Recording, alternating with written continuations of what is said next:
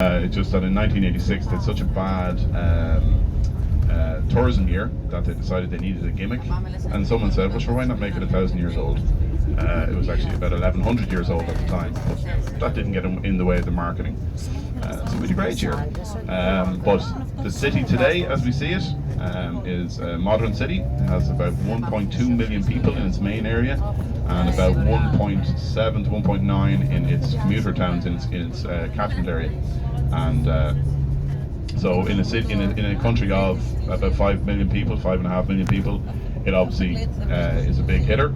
All roads really lead to Dublin economically, despite what people from Cork say. And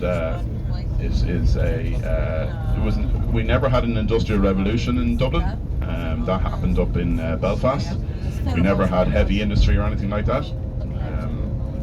It was always a light industry town, and then it was heavily reliant on brewing and distilling and stuff like that for employment. And that has changed over the years now. It is now very much a tech hub.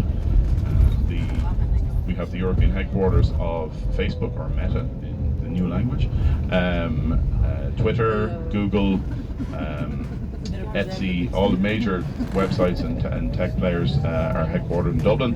A number of reasons for that. Low corporation tax is one. Let's not beat about the bush.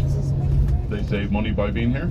But we also have a very highly educated workforce. It's a good education system in Ireland, so the people that come out are well able to cope with the task put to them. And we speak English, and we're members of the European Union, so it all adds up. Down around the Grand Canal Dock in Dublin is our Silicon Valley. They're all based around there.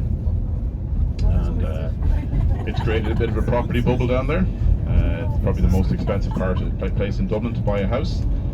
Now, Dublin is expensive from property anyway. We've had a property boom in the last, since the last recession. It's just been steadily climbing, and the average house price in Dublin now is about just over €500,000, which is very expensive. If you wanted to rent, because you couldn't afford, understandably, to buy, you would be spending €2,000 a month on your rent of a 2-bed apartment on average.